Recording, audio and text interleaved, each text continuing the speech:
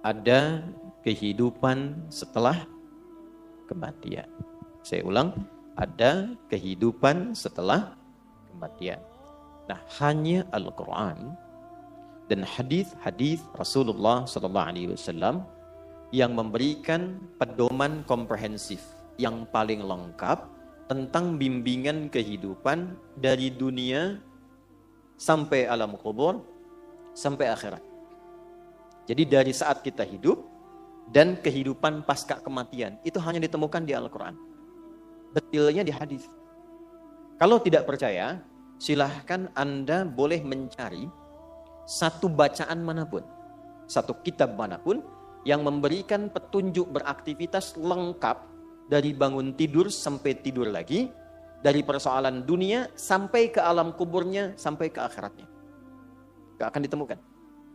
Karena itulah penting menghadirkan Al-Quran dalam bimbingan aktivitas hidup kita, supaya seluruh kebahagiaan dan kesuksesan yang kita dambakan itu hadir di semua tempat yang kita pijak. Sekarang kita ada di dunia, sifatnya. Tempatnya al-ard. Selesai dari sini, ya, ada batas nih, batasnya disebut dengan ajal namanya. Ini batas kehidupannya. Dalilnya Quran, surah ke-7 contohnya, ayat 34. Walikulli ummatin ajal. Fa'idha ja'a ajaluhum la yastakhiruna sa'atan wala yastaqdimun. Semua yang berkehidupan, pakai umat langsung, gak 1-2 orang. Semua yang berkehidupan di dunia itu punya batas waktu. Gak ada yang abadi. Saya ulangi, tidak ada yang abadi. Semua punya batasnya dan akan meninggalkan tempat ini. Karena itulah setelah tiba batasnya, فَإِذَا جَاءَ أَجَلُهُمْ لَا يَسْتَأْخِرُونَ سَاعَةً وَلَا يَسْتَقْدِمُونَ. Tak bisa ditawar apakah diundur ataupun ingin dimajukan. Jadi percobaan bunuh diri pun, na'udzubillahi min dzalik, jangan pernah dilakukan. Sebab sia-sia, kalau belum datang ajal gak akan meninggal. Minum obat nyamuk sebaskom. Harap-harap pengen meninggal misalnya. Kalau belum tiba ajal gak akan meninggal. Alih-alih demikian, lebih baik belajar mengentaskan persoalannya. Bukan meratapinya. Islam itu datang dengan bimbingan. Ketika ada masalah, ini jalannya. Ketika gelisah, ini solusinya. Orang yang tidak mendapati itu, gelisah jiwanya, maka dengan kegelisahan itu hampa. Yang hadir hanya kepedihan saja. Nah, saat ditinggalkan ini, bahkan lisan kita pun sudah mengatakan, telah meninggal dunia. Ya kan? Di lisan kita tuh, bahkan diumumkan kan? Baik, telah meninggal dunia. Nah, meninggal dunia ini meninggalkan dunia kemana? Kemana kalau meninggal dunia itu? Dari mana antum tahu? Semua boleh berteori tentang dunia. Karena berbagi pengalaman, orang yang hidup, supaya abadi idenya itu, dia menulis kan? Dia mengajarkan, tapi kan itu pengalamannya saja. Siapa yang pernah meninggalkan dunia, balik lagi ke dunia, sehingga bisa menulis kisah tentang perjalanan pasca dunia. Gak ada. Karena manusia terbatas di sini, yang bisa memberikan informasi yang paling valid, itu yang pencipta segalanya. Karena itulah kalau ada keterangan di kitab manapun, yang menerangkan detil kehidupan pasca dunia, itu menunjukkan bahwa kitab itu bukan karya manusia. Kitab itu pasti berisi informasi dari penciptanya. Ini yang menunjukkan kebenaran Al-Quran. Karena cuma di Quran ditemukan informasi itu. Setelah itu kemana? Bagaimana cara pulangnya? Dan kalau kita mau riset, semua yang meninggal itu persis seperti sama yang disampaikan Quran. Baik yang tenang husnul khatimah, ataupun yang gelisah yang su'ul khatimah. Ciri-cirinya persis sama. Ya. Dan diterangkan detailnya setelah itu bagaimana. Nah, inilah yang kita terangkan untuk menunjukkan kebenaran apa yang disampaikan di alam Quran dan sekaligus menetapkan kebenaran Islam sebagai agama. Ya, makanya sebagai muslim itu mesti belajar ini untuk menguatkan iman dan bisa menjelaskan kalau ada yang bertanya. Jelas ya? Ini gambarannya. Setelah di dunia kemana? Ke kubur ya. Baik, tahu dari mana kubur? Tadi lewat. Itu tadi saya sampaikan ke pendamping, saya lihat Masya Allah ya. Itu perbedaan taman tuh tipis sekali. Taman dunia dan taman kuburan. Yang olahraga itu kan berolahraga tuh di samping saya lihat. Ada yang lari, ada yang senyum tertawa. Sampingnya kuburan. Ya kan? Saya tuh tadi berpikir dari sekian orang yang berolahraga di situ, itu punya kesadaran gak bahwa dia akan di situ? Ada taman lagi. Nah, nggak sampai di situ.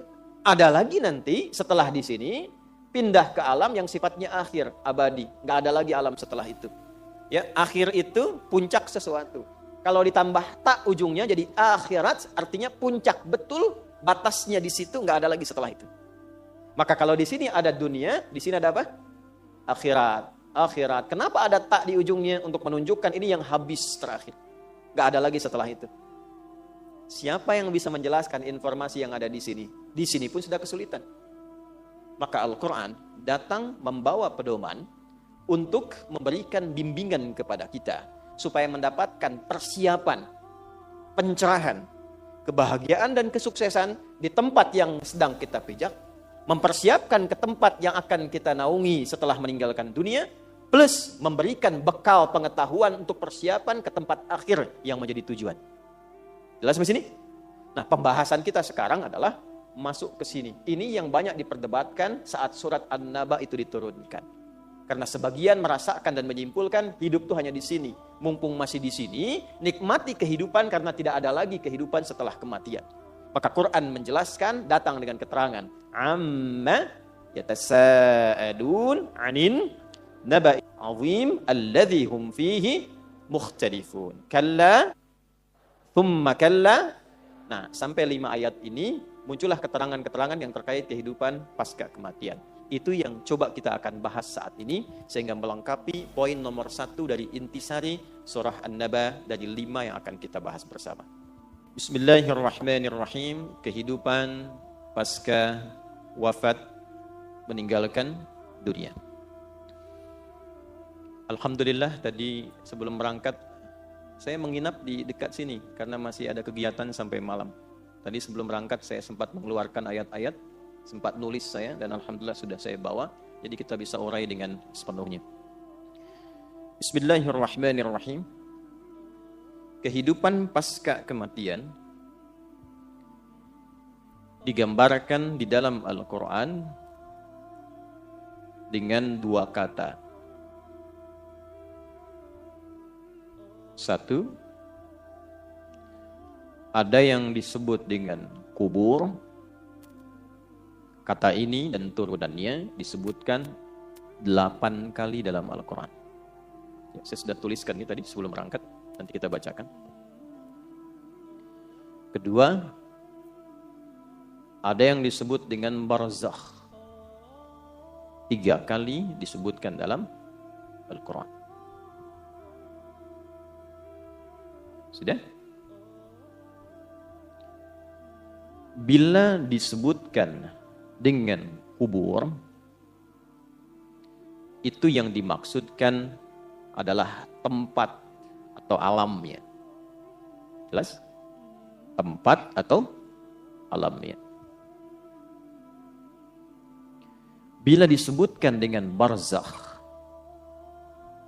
itu adalah pemisahnya dengan alam yang lain. Jadi kalau kita mendapati kata barzakh, maka yang dimaksud adalah dinding pemisahnya.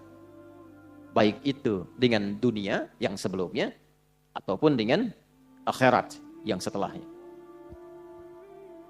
Pelan-pelan.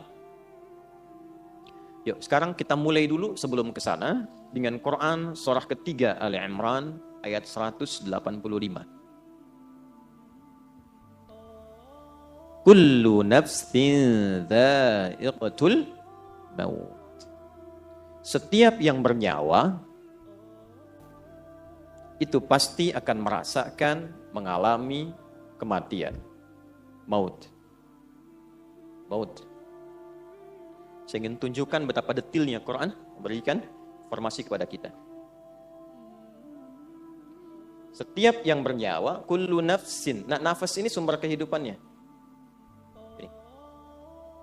Jadi ruh kalau sudah masuk ke dalam tubuh kita, itu namanya disebut dengan nafas. Ya. Dari mana taunya? Kita tempatkan dulu misalnya dengan ayat supaya jelas.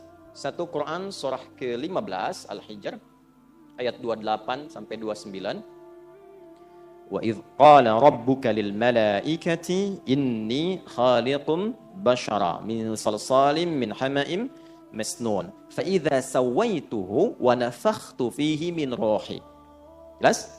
Jadi saat dicipta itu terjadi proses fisikal dulu. Rinciannya di Al-Arba'in nanti, nomor hadis yang keempat. Ya, dari Abdullah bin Mas'ud, an Abi Abdurrahman Abdullah bin Mas'ud radhiyallahu taala anhu qala Rasulullah sallallahu alaihi wasallam wa huwa as-sadiqul masduq inna ahadakum yujma'u fi batni ummihi 40 yawman nutfah thumma yakunu mithla dhalika 'alaqa thumma yakunu mithla dhalika mudghah. Jadi proses pertama kurang lebih selama 4 bulan itu, ya 40 hari pertama penyatuan antara spermatozoa dengan ovum berproses, 40 hari kedua berbentuk zigot, mulai menempel di dinding rahim berproses, 40 hari ketiga mudghah berbentuk daging keratan. Jadi 40 kali 3 120 hari, 4 bulan pertama itu proses fisikal. Setelah itu, ya, thumma yursalu ilaihil malak fayanfuhu fihi ruh. Ini dia tafsir dari sini. Baru ditiupkan roh. Jadi usia 4 bulan kandungan itu, seorang ibu yang sedang mengandung, pas usia 4 bulan itu rohnya sudah ditiupkan ke dalam janin yang dikandung. Nah, saat roh masuk ke dalam fisik itu berubah namanya menjadi nafas. Ya. Jadi kalau di ayat tadi, ya, fa idza sawaituhu ya, fa idza sawaituhu, ini sawa. Bila sempurna fisiknya itu telah dicipta, usia 4 bulan maksudnya proses penciptaan itu berlangsung, maka wa nafakhtu fihi min ruhi, rohnya masuk. Dari mana taunya roh saat masuk ke dalam fisik itu menjadi nafas? Di Quran surah 91 Asy-Syams ayat 7 sampai 10. Quran surah 91 ayat 7 sampai 10. Wa nafsi wa ma sawwaha, jadi nafas. Dan ketika fisik sempurna itu tercipta dalam arti proses sampai 4 bulan itu, ya, maka dalam 4 bulan itu tercipta dari rangkaian proses tadi, sawwa, oleh Quran disebut sawwa, masuk rohnya, jadilah nafas disebutnya. Maka dari sini diserap ke dalam bahasa Indonesia menjadi nafas, bernafas. Kapan tanda kehidupan itu bisa didapati? Kalau kita bisa merasakan detak nafasnya. Jelas? Halo, jelas? Baik. Kenapa namanya berubah? Roh dengan nafas itu. Sama-sama roh, tapi ketika masuk, kenapa disebut nafas? Karena nanti saat masuk dengan sebelum masuk, keadaannya berbeda. Saat masuk itu bersih. Belum ada amal, belum ada apa-apa. Saat sudah menyatu, bergerak dengan fisik, beraktivitas, di situ membentuk amal. Ya, sudah ada amalnya. Makanya saat masuk dengan pulang beda. Pulang kan belum, datang kan belum ada amal. Baru ditiupkan, baru masuk. Nah, setelah masuk kan terbimbing kita. Dilahirkan, beraktivitas, mata melihat, telinga mendengar, kaki melangkah. Apa yang dilihat? Itu kan amal. Kalau yang baik dituliskan pahala, yang salah jadi dosa kalau tidak ditobati. Makanya ketika nanti rohnya kembali, maka dia punya bekal dari sesuatu yang telah dikerjakan tadi.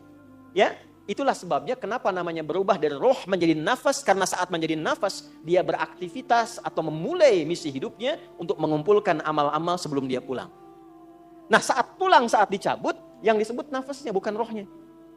Kenapa? Karena saat masuk dengan keluar beda. Saat masuk belum ada amal, saat pulang dia pulang membawa amalan. Karena itulah saat disebutkan di Quran surah ketiga, ini agak berat, butuh fokus. Ayat 185, Allah berfirman, kullu nafsin dha'iqatul. Nah, kenapa bukan kullu rohin? Untuk memberikan kesan kepada kita bahwa yang dibawa saat pulang itu amalnya, bukan perangkatnya. Itu poinnya. Jadi pastikan saat pulang bawa amal yang benar. Makanya Nabi mendetilkan, orang ngantar ke alam kubur pun dengan jenazah itu kalau sudah masuk keranda ya. Kalau dia meninggal itu mayit namanya. Sudah dibersihkan, disolatkan, masuk ke keranda, jenazah namanya diangkat. Nah, orang yang ngantar jenazah pun sampai ke alam kubur itu, apa yang dibawa oleh mayit itu saat masuk ke kubur, itu semua tinggal. Amalnya, yang lain pergi. Semua tinggal, apanya? Amalnya. Yang lain pergi. Coba yang antum kumpulkan tuh, harta benda. Mobil ikut gak? Gak. Pakaian ini, handphone ikut gak? Tidak. Ya. Suami meninggal, istri ikut. Tuh, udah jawab sendiri. Enggak. Istri meninggal, suami ikut. Tuh, makin kencang. Enggak. Ya kan? Baik, artinya apa? Yang mengantar saja pulang lagi. Yang ikut apanya? Nah, kalau sudah sadar amalnya yang ikut, maka siapkan amalnya supaya bisa ikut dengan baik.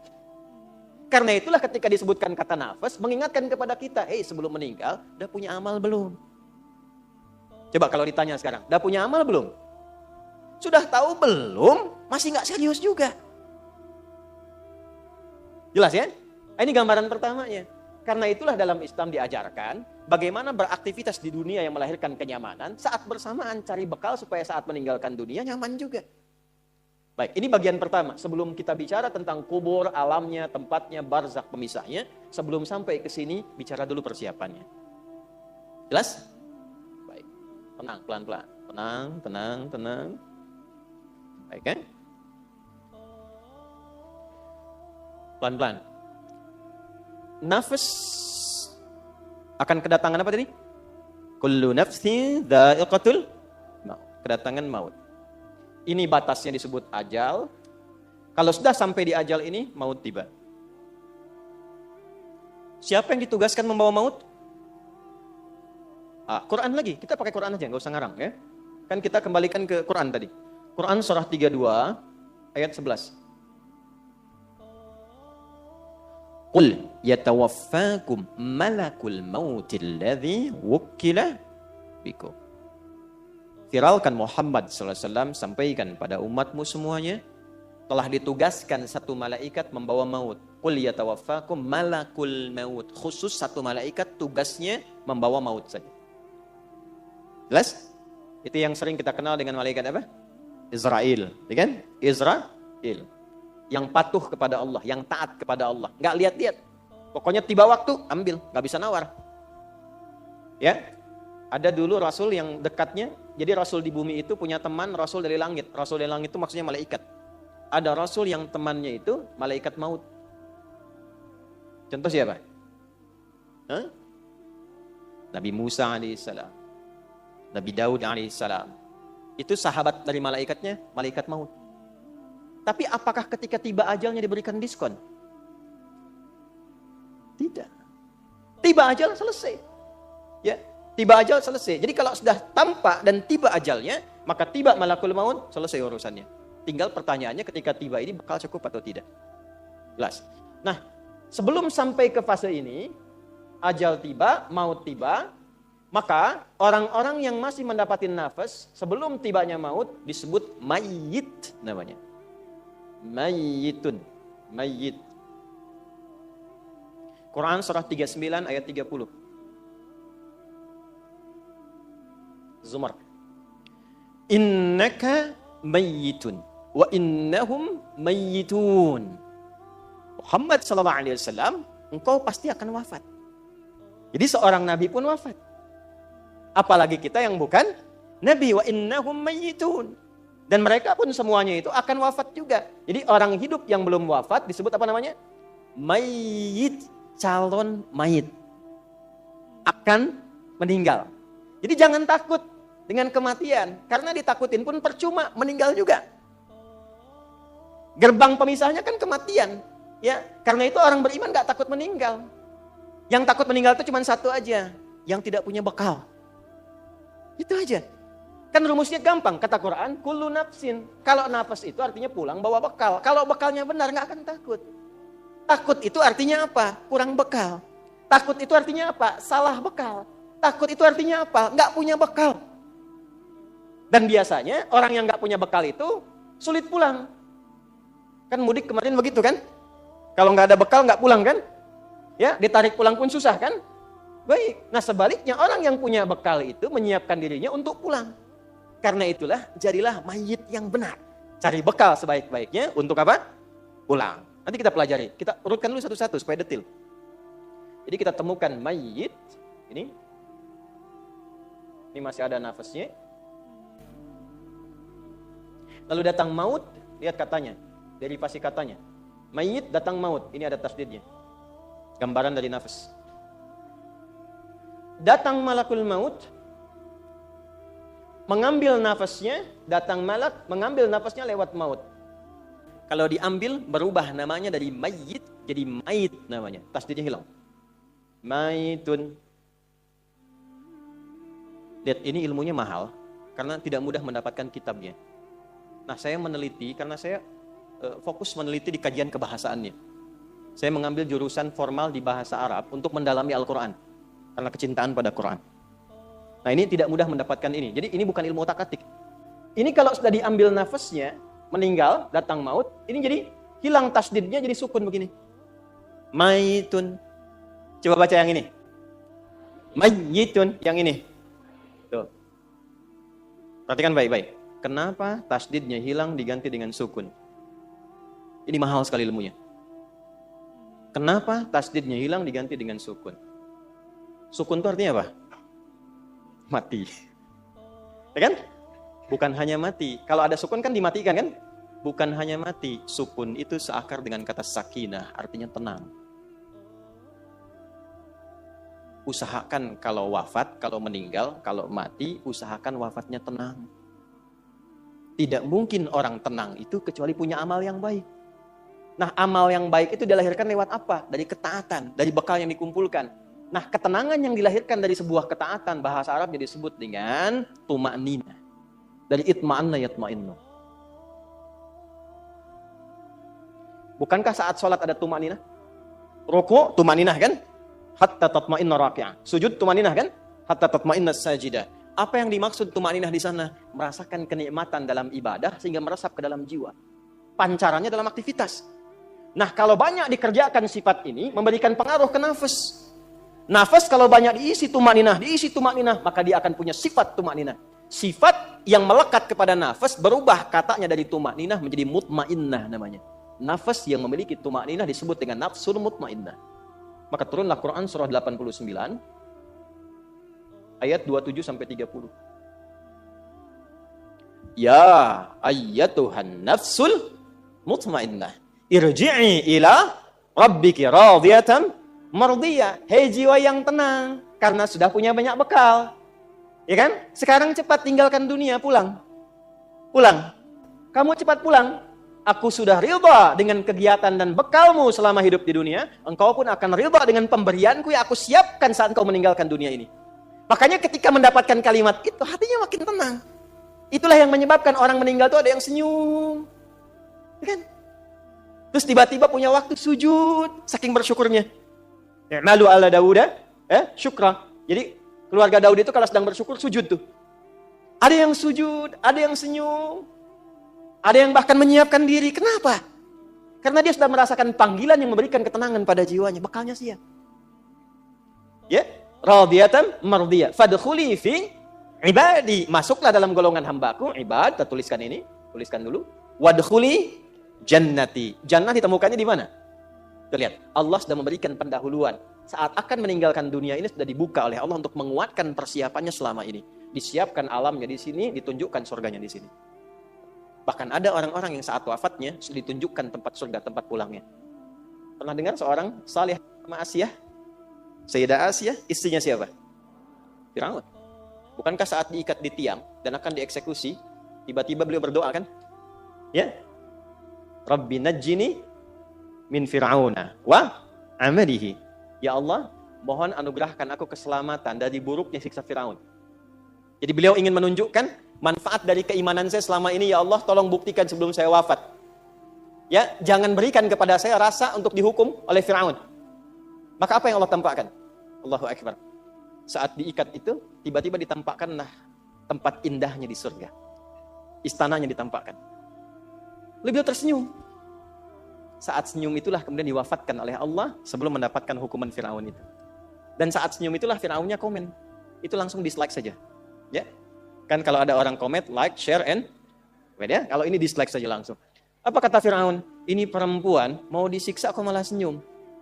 Karena ada yang tidak tampak dalam pandangan manusia sebelum seseorang kembali kepada Allah Subhanahu wa taala. Karena cukup bekalnya, tenang jiwanya, ditampakkan tempat pulangnya dan pulang dia dalam keadaan kesenangan yang sangat luar biasa.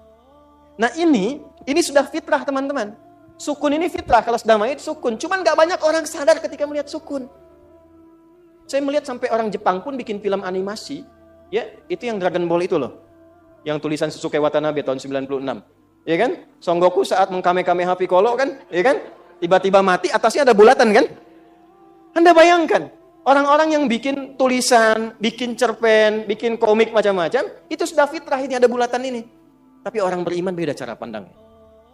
Saya nggak nonton, cuma saya senang baca.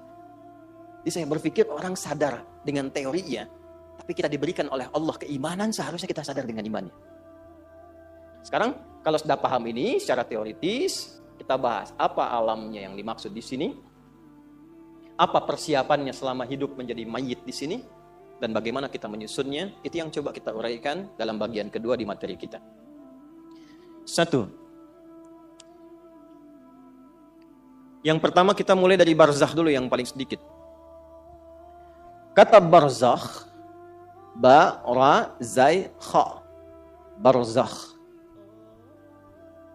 Kata barzakh, bila disebutkan dalam bahasa Arab, dia berarti pemisah dari dua tempat yang tak nampak secara kasat mata. Pemisah dari dua tempat yang tak nampak secara kasat mata. Perhatikan sini pelan-pelan. Ini ada dinding kan? Ya, di depan. Dinding ini kan memisahkan ruangan di sini dengan yang di belakang ya. Baik. Lihat lagi dindingnya, ada kaca di samping. Teman-teman lihat dari luar ke kanan. Ada dinding ya?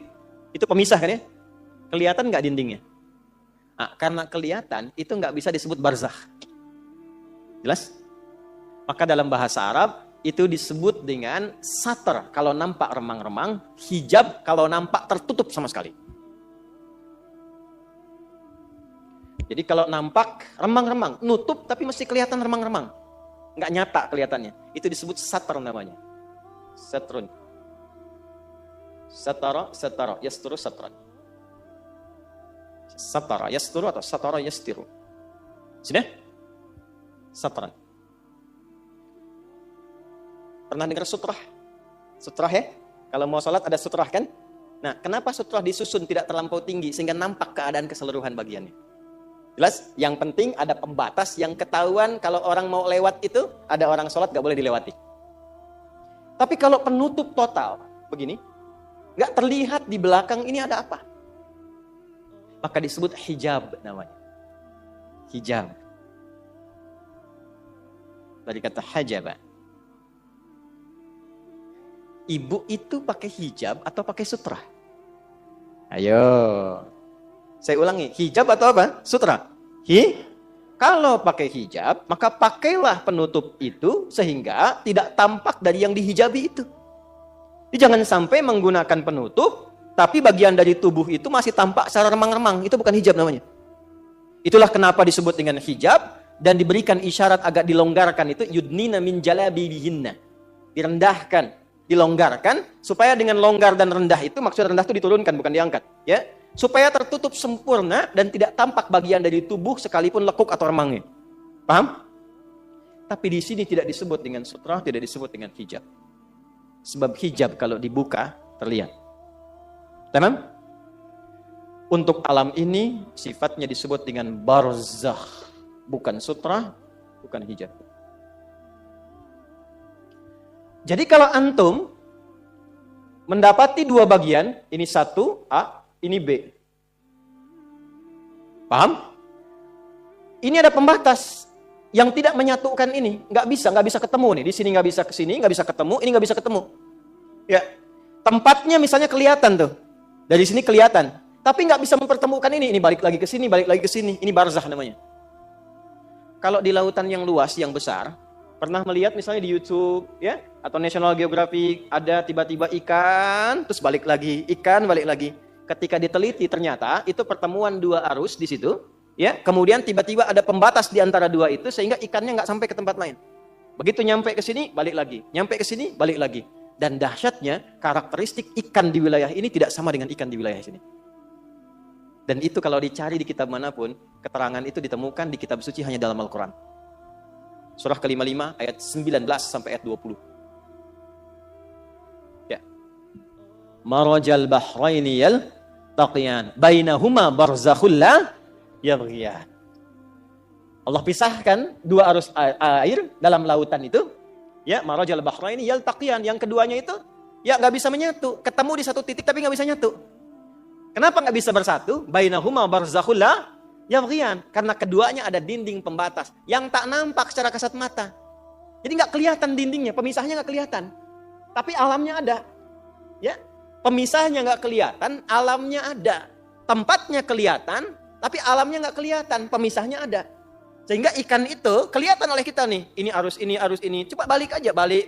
Dindingnya kelihatan. Yang paling dahsyat ada lagi yang airnya yang satu itu ya asin, yang satu itu apa? Dan itu ada di Quran juga. Surah 25 ya Al-Furqan ayat 53. Hadza 'azbun furatun, kemudian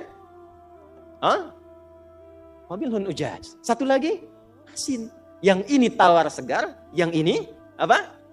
Asin. Itu di Quran surah ke-25 Al-Furqan ayat 53. Pelan-pelan. Pelan-pelan. Balik lagi. Nah, yang ingin saya katakan adalah kalau disebutkan barzah, jadi ada dinding pemisah yang tak nampak pemisahnya ini. Cuman kalau dilihat tempatnya, ada tempatnya. Ada tempatnya. Cuman keadaan di tempat itu kita nggak tahu apa. Karena ada pemisahnya. Nggak bisa merasakan yang ada di dalam. Kecuali kalau sudah sampai ke tempat itu. Ketika disebutkan barzah dalam Quran, ini ingin memberikan penekanan pada batas kehidupan yang terpisahkan. Dan kita nggak akan pernah kalau sudah ke situ balik lagi karena ada pemisahnya. Intinya apa? Kalau sudah masuk ke alam ini, kenapa disebut dengan barzah?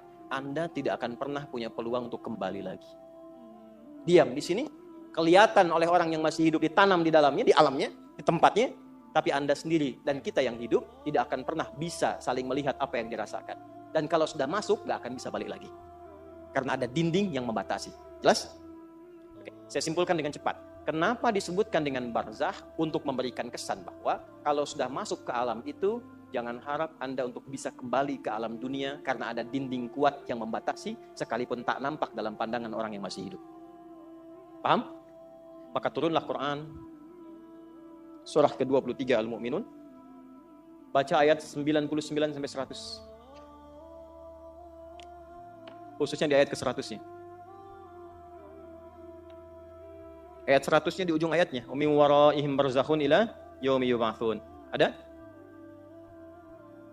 Baik, saya percepat saja. Dan ketika datang kematian itu, lalu orang-orang yang tidak yakin dengan kematian itu, kehidupan setelah kematian, karena dia banyak menikmati dunia, tidak siap-siap dengan bekal akhirat, tidak siap-siap dengan bekal ke alam kuburnya, tahu meninggal tapi nggak menyiapkan bekal untuk meninggalnya, maka dia kaget pada saat dia meninggal itu dan dia berkata, qala rabbirji'un. Ya Allah, pengen balik lagi. Pengen balik lagi. Bahkan nanti di surah Al-Munafiqun itu jelas dikatakan, ya, fa as-saddaqa wa aqum minas salihin. Di sini juga nanti 100-nya begitu, amalas salihah. Ya Allah, berikan saya kesempatan, saya pengen mengganti semua kegiatan saya selama hidup sebelum meninggal, berikan kesempatan sekejap saja, saya ganti semua dengan yang saleh, yang kau ridai. Jadi Allah ingin menekankan bahwa jangan sampai ada penyesalan setelah masuk ke alam kubur ini, karena ada dinding pemisah yang tidak bisa membuat Anda itu kembali lagi ke dunia. Jadi mumpung belum masuk, siap-siap. Karena kalau sudah masuk ada pemisah yang kuat yang nggak bisa mengembalikan lagi kita ke dunia. Jelas sampai sini? Kalau mendengar kata barzah, ini akan dimaksudkan. Kalau mendengar kata barzah, maka ingat-ingatlah bekal apa yang sudah kita kumpulkan agar tidak menyesal setelah masuk ke alam kuburnya. Itu maksudnya. Saya ulang, kalau mendengar kata barzah, maka segera tancapkan ke dalam jiwa untuk mengingat bekal yang telah kita kumpulkan. Karena kalau sudah masuk ke alamnya, yang disebut dengan kubur, ada dinding pembatas yang akan menghalangi kita untuk kembali lagi ke tempat yang pernah kita beraktivitas. Tak akan mungkin bisa kembali. Apalagi kalau Anda menyelam ke lautan. Atau misalnya melihat tayangan, tiba-tiba kemudian disebutkan di channel pengetahuan, ini ada dinding pemisah, ikan-ikan gak bisa masuk ke situ, dia balik lagi. Maka segeralah berpikir, itulah yang ditampakkan oleh Allah setelah kita wafat, ada dinding pemisah yang tidak akan pernah menjadikan kita kembali ke tempat asal. Paham? Yuk kita simpulkan. 1. Kesimpulan pertama, Allah menekankan dengan kata barzakh kepada setiap insan beriman. Wah, kalimatnya insan beriman ya. Kalau nggak beriman itu pilihan. Allah menekankan dengan kata barzakh pada setiap insan beriman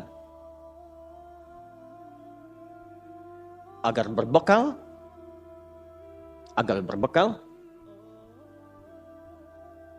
berupa amal saleh sebelum wafat, sehingga tidak menyesal saat di alam kubur dan meminta kembali ke dunia. Tenang, masih dunia Bu, bisa diperbaiki. Alam kubur nggak bisa kembali. Sudah? Agar tidak menyesal saat di alam kubur dan minta kembali ke dunia. Satu. Sudah? Baik. Nah, sekarang alamnya tadi disebut apa? Tempatnya. Kalau barzakh tadi kan pemisahnya. Ingat, ya. Nah, alamnya apa? Kubur. Tempatnya apa? Kubur. Oh, karena belum masuk kita ya. Barzakh itu pemisahnya. Saleh, salihah, ya. Barzakh itu apa? Pemisahnya. Kalau alamnya apa? Tempatnya apa? Nah, alam itu tempat. Alam itu tempat. Kenapa tempat disebut alam? Dari kata alima, kata alamat, penunjuk. Karena di tempat itu Allah menunjukkan tanda kebesarannya. Jadi setiap kita masuk ke tempat tertentu, mesti kenal. Di mana setiap tempat yang bisa mendekatkan diri kita kepada Allah. Makanya kalau jalan-jalan, cari tempat yang bisa mendekatkan diri kepada Allah. Kalau belajar di tempat yang bisa mendekatkan diri kepada Allah. Karena itulah tempatnya disebut dengan alam. Ya, alam dunia, alam akhirat, alam hewan, alam tumbuhan. Dijamakkan jadi alamin. Siapa yang punya alamin? Siapa yang merawat? Yang punya, yang merawat, yang memberikan kebutuhan disebut Rabb. Kita memuji setiap hari 17 kali. Alhamdulillahi Rabbil. Tapi yang muji ini nggak kenal Allah, itu anehnya. Atau barusan sholat, tapi cari tempat yang menjauhkan dia dengan Allah. Itulah sebabnya kenapa disebut dengan alam. Kalau sudah muncul tanda kebesaran Allah, berubah dari alam jadi ayat namanya. Makanya kalau ke alam kubur, jalan-jalan ke kuburan lihat, itu mesti mampu mendekatkan diri dengan Allah. Bagi insan beriman. Insan beriman tuh begitu melihat nih kubur, ini alamnya. Makanya alamnya disebut kubur, tempatnya kubur. Kenapa bagian dari alam? Sebagai tanda bahwa kita akan ke situ. Supaya ingat. Makanya Nabi kan sering mengingatkan, ke alam kubur itu kan untuk ingat akhirat kan? Bukan untuk ingat dunia. Ya, ini gambarannya. Baik, jadi sekali lagi, kalau alamnya disebut apa? Kubur. Juga tempatnya disebut apa? Artinya kubur menunjuk kepada tempat dan atau alam. Baik, pelan-pelan. Bagaimana keadaan di kubur itu? Ya, bagaimana keadaan di kubur? Mau yang baik dulu atau yang menegangkan dulu? Wah, yang baik dulu ya, tenang dulu. Baik. Quran surah ketiga Ali Imran ayat 169 sampai 171. Quran surah 3 Ali Imran ayat 169 sampai 171. Saya majukan dulu Ali Imran, saya simpan yang Al-Baqarah karena ini keterangannya lebih lengkap. Di Al-Baqarah itu pembukanya. Bismillahirrahmanirrahim. Wala tahsabannal ladzina qutilu fi sabilillahi amwata bal ahya'un 'inda rabbihim yurzaqun. Ada ayatnya? Farihina bima atahumullahu min fadlihi wa yastabshiruna bil ladzina lam yalhaqu bihim min khalfihim alla khaufun 'alaihim wa la hum yahzanun. Ada ayatnya? Allahu akbar. Wala tahsabannal ladzina qutilu fi sabilillahi amwata. Jangan Anda duga orang-orang yang telah wafat meninggalkan dunia, tapi dia menjadikan semua aktivitas dunianya itu sebagai bekal persiapan pulangnya. Dia lakukan semua kegiatan dunianya berdasar petunjuk Allah. Ya, jadi semua kegiatan dunia yang dilakukan berdasar petunjuk Allah, diikutkan petunjuk Allahnya, itu bahasa singkatnya disebut fi sabilillah. Di jalan Allah. Ya, di jalan Allah tuh mengikuti petunjuk Allah. Paham? Nanti ada beberapa bagian, yang rendah sampai yang puncak. Puncaknya yang berjuang dengan nyawanya dan hartanya. Ya, dijahiduna fi sabilillah bi amwalihim wa anfusihim. Jadi mereka berjuang di jalan Allah dengan harta sampai jiwa sampai wafat. Itu tingkat tertingginya. Macam-macam, nanti ada yang ulama kan, ada yang pejuang saat berjuang dalam ya tindakan militer diniatkan fi sabilillah, ada. Tapi jangan lupa, tingkat paling dasarnya adalah semua aktivitas kita dari bangun tidur sampai tidur lagi. Kalau kita niatkan mengikuti petunjuk dari Allah, itu aktivitasnya fi sabilillah, di jalan Allah untuk menaati Allah.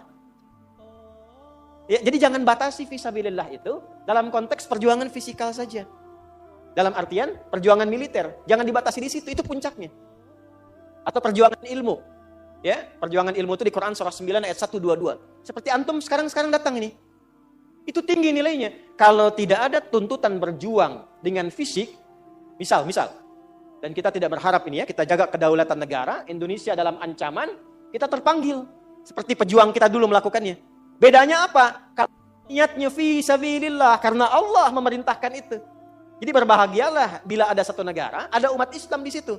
Karena umat Islam yang ada di satu negara, dia akan berjuang, membela dan memakmurkan negaranya atas perintah Rabbnya.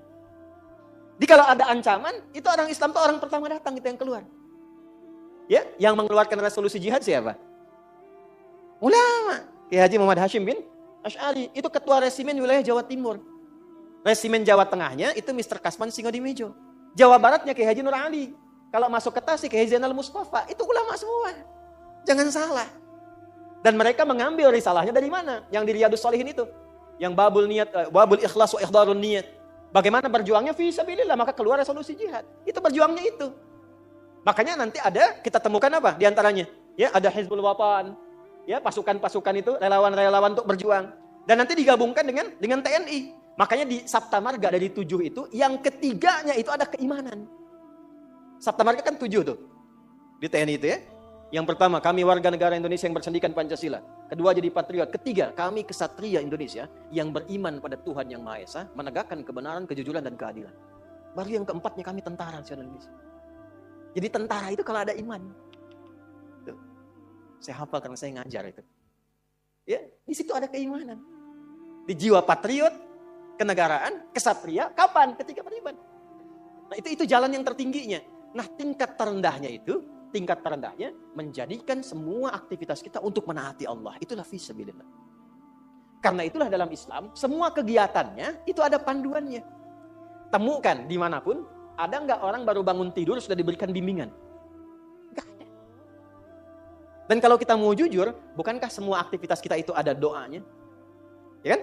Nah, doa itulah bimbingan kegiatan yang menjadikan semua aktivitas kita mengikuti petunjuk Allah fisabilillah. Bangun tidur ada doanya enggak? Ada. Terus mau mandi nih, ke kamar mandi. Langkah kaki diatur, ada doanya enggak? Ada. Begitu keluar ada doanya?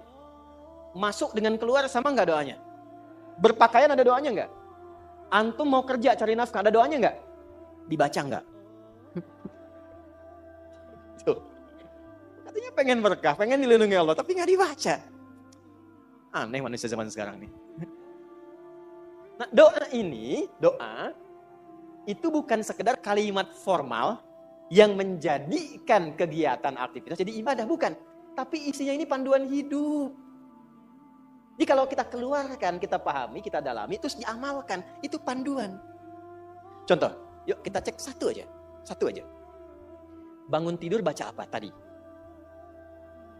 Alhamdulillahilladzi ahyana ba'dama amatana wa ilaihin. Tahu dari mana? Ya. Saya tunjukkan pada Anda, bahkan dari mulai bangun itu sudah diajari cara bangunnya. Yang kalau dilakukan dapat pahala.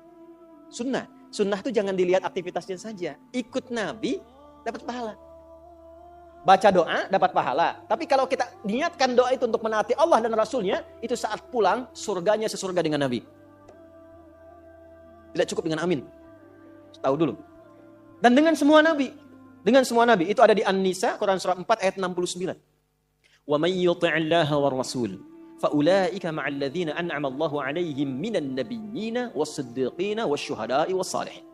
Wa hasuna ulaika rafiqa. Dzalikal fadlu minallahi wa kafa billahi. Allahu akbar.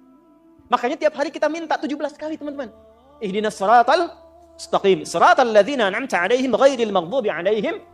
Nah, siratal ladzina an'amta 'alaihim itu siapa? Tafsirnya di An-Nisa ayat 69. Wa may yuti'illaha war rasul fa ulaika ma'al ladzina an'ama Allahu 'alaihim.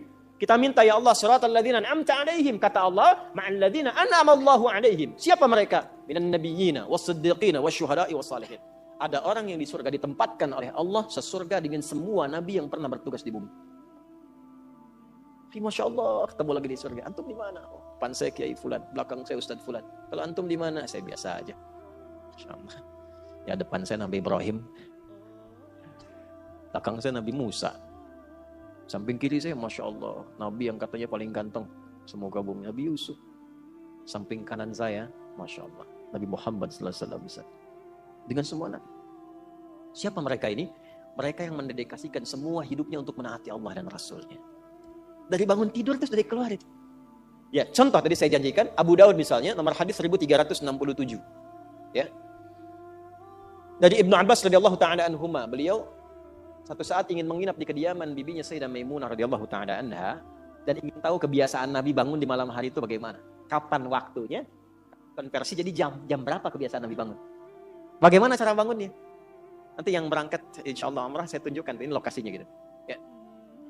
Itu diceritakan oleh beliau. Qala kama qala Ibnu Abbas radhiyallahu ta'ala anhuma, kana an-nabiy sallallahu alaihi wasallam, adalah kebiasaan Nabi sallallahu alaihi wasallam, idza istayqadha min naumihi, kalau bangun dari tidurnya, fajalasa, duduk terlebih dahulu. Jadi bangun tidur, ikut terus duduk. Masa bangun tidur langsung mandi, ya selempongan kan? Hah? Naik delman istimewa, aku duduk di depan, duduk di muka, kudanya nggak bisa jalan. Hadisnya, oke anak-anak TK diajarin yang betul. Bangun tidur, terus duduk. Ya, duduk dulu. Ya itu kan hadisnya begitu. Duduk dulu. Kemudian famasaha biyadihi min athari naumi.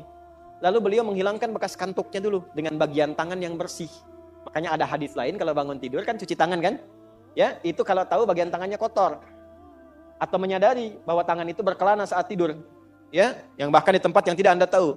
Makanya kalau Anda ingin bersihkan, cari bagian yang bersih.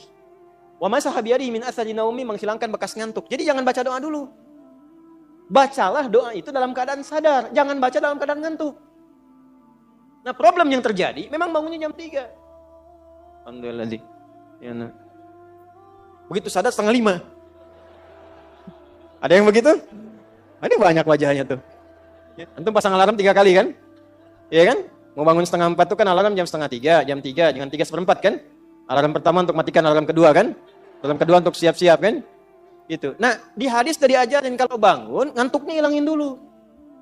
Kalau nyambung ke sebelumnya tuh luar biasa. Atur waktu, jangan terlalu lama untuk istirahat itu, jangan begadang, kecuali ada perlunya. Betul, itu narasi hadis. Begadang jangan, begadang boleh, kalau ada. Kapan Nabi begadang? Kalau ada perlunya. Ya, diskusi dengan istri membahas sekilas tentang kehidupan rumah tangga. Ada sahabat minta fatwa, Nabi balas. Setelah itu kalau nggak ada masalah, sudah Nabi selesai istirahat. Ba'da isya, sebentar, istirahat. Jadi teratur waktunya. Sehingga potensi ngantuknya bisa ditekan. Nah kalau bangun kemudian, hilangkan bekas ngantuk, duduk sudah hilangkan bekas ngantuk, baru kemudian membaca. Apa yang dibaca? Ada ayatnya, ada hadisnya. Jadi bangun tidur itu sudah ada ayat. 11 ayat penutup surah Ali Imran. Dari surah ketiga ayat 190 sampai ayat 200. Inna fi khalqis samawati wal ardi wa ikhtilafil laili wan nahari la ayatin li ulil alladzina yadhkuruna Allaha qiyaman wa qu'udan wa 'ala wa yatafakkaruna fi khalqis samawati wal ardi rabbana ma khalaqta hadza batila subhanaka faqina. Catat ini ya. Saya sampaikan ini langsung kalau teman-teman ngaji tafsir dengan hadis dapat ini. Kalau antum biasakan baca ini penutup Ali Imran ayat 190 sampai dengan 200 dan dipahami isinya, Allah akan jaga antum dari perbuatan maksiat selama hari itu. 1. Yang kedua, membimbing antum untuk meningkatkan pengetahuan selama beraktivitas. Yang ketiga, dibimbing oleh Allah mengerjakan segala aktivitas yang mengantarkan pada ridha dan surganya. Itu makna yang Ali Imran di penutupnya itu. Makanya kalau benar paham ayat ini, nggak ada pelajar yang bangun kecuali pintar di hari itu. Karena di situ ada ayat-ayat untuk riset, untuk merenung, untuk berpikir. Nggak ada orang berbuat maksiat di hari itu. Karena ada ayat taubat di ayat itu. Mudah-mudahan nggak wafat dalam keadaan sedang maksiat. Sehingga terancam neraka. Dan minta ya Allah wafatkan kami seperti orang baik yang wafat sebelumnya. Sehingga terjaga hari itu. Dan terjamin ketika beraktivitas keadaannya baik. Karena dia senang dengan membangun silaturahim, membangun kesabaran. Wassabiru warabitu wattaqullaha la'allakum tuflihun, dan cenderung bahagia. Nah untuk mengawali doanya itu supaya komitmen, maka ditanamkan dalam dirinya satu komitmen kuat. Maka disampaikanlah oleh sahabat Jundub bin Junadah dan Mu'adz bin Jabal radhiyallahu ta'ala anhuma dalam Al-Bukhari nomor hadis 181. Keduanya mendapatkan doa dari Nabi sallallahu alaihi wasallam, faqala alhamdulillahilladzi ahyana ba'dama amatana wa ilaihin. Gini, ada amata, ada ba'dama. Kalau kata kerja terletak setelah ba'da dan ma, artinya apa? Artinya pekerjaan itu tidak terjadi. Jelas? Tapi yang terjadi adalah inspirasi dari aktivitas itu untuk aktivitas yang lain. Perhatikan. Alhamdulillahilladzi ahyana ba'dama amatana. Setelah ada kata ba'dama, ada amatana. Ya Allah, terima kasih. Engkau memberikan kesempatan kepada hidup di hari ini. Walaupun mungkin bila datang ajal itu engkau bisa wafatkan aku dalam tidur tadi. Cuma wafatnya nggak terjadi karena belum tiba ajal. Wa ilaihin nusyur, nasyara itu artinya berpencar untuk kembali mencari bekal. Jadi kalau Anda, kita dari kampung datang ke kota nyari bekal buat pulang, itu penyebarannya disebut nasyara. Pulangnya disebut ada. Sifatnya id, waktunya mi'ad, tempatnya ma'ad. Tempat kita pulang disebut ma'ad. Innalladzi farada 'alaikal Qur'ana laradduka ila ma'ad. Waktu pulangnya mi'ad. Innallaha la yukhliful mi'ad. Baik. Nah, kita bangun tidur berjanji sama Allah. Sifatnya nusyur. Wa ilaihin. Ya Allah, terima kasih. Engkau berikan kesempatan aku di hari ini menjalani kehidupan. Walaupun mungkin dalam tidur tadi, engkau bisa wafatkan kalau tiba ajalku. Tapi aku diberi kesempatan hidup saat ini sampai dengan ajalku. Maka aku berjanji, ya Allah, sekarang aku akan mencari bekal supaya persiapan untuk pulang menghadapmu. Itulah wa ilaihin nusyur maknanya. Makanya sebelum tidur, sunnahnya istighfar. Untuk mengevaluasi kegiatan sebelumnya yang salah. Setelah itu merencanakan. Kalau hari ini tadi nggak jamaah, besok saya ingin jamaah. Kalau hari ini saya belum infak, besok ingin infak. Direncanakan malamnya. Fa'idha faraghta wa ila rabbika. Tapi nggak tahu besok hidup atau enggak. Kita tawakal sama Allah. Yang penting sudah istighfar, sudah punya rencana. Istighfar yang dilakukan sebelum tidur membuat kita nikmat. Dan tawakal pada Allah sekalipun wafat. Ternyata Allah bangunkan lagi, kita katakan alhamdulillahilladzi ahyana ba'dama amatana. Terima kasih ya Allah yang telah menahan rohku saat tidur tadi, tidak mewafatkanku sebelum datang ajalku. Aku berjanji hari ini aku akan menyempurnakan amalku demi mencari bekal pulang. Pertanyaannya betul dicari nggak? Kok bisa ada orang baca doa bangun tidur tapi aktivitas di hari itu bermaksiat? Katanya cari bekal, tapi bangun tidur sudah gibahin orang. Sudah bikin status yang bermasalah. Jelas sampai sini? Nah, itu yang dimaksud apa? Fi sabilillah. Menjadikan semua kegiatan itu dilakukan untuk menaati Allah. Ibu merawat anak karena Allah atau karena sayang anak? Mulai bingung jawabnya. Allah. Kalau ibu merawat anak karena Allah, pasti ibu akan memberikan pendamping pendidikan pada anak yang mendekatkan anak kepada Allah. Sekarang lihat buktinya sampai anak itu tumbuh. Kenal Allah. Gimana sholatnya? Gimana hubungannya dengan Quran? Kenal dia dengan nabinya? Kenal tidak dengan sahabat Rasulullah SAW? Antum nih anak-anak muda yang masih belajar. Antum belajar itu karena Allah, karena ijazah. Allah. Gimana masuk kampus antum tuh? Kalau benar karena Allah, maka sifat-sifat yang Allah sampaikan lewat Nabi pasti diikuti. Belajar yang serius, harus sampai paham. Nggak ada masuk kelas, keluar nggak paham. Umat Islam nggak begitu. Nabi kan ajarkan masuk kelas, duduk paling depan. Nggak paham, tanya. Baru keluar setelah paham. Dapat paham itu, amalkan ilmunya di tempat ia tinggal. Nyambung semua. Ini duduk paling belakang. Nggak pernah nanya. Ujian pinjam catatan teman.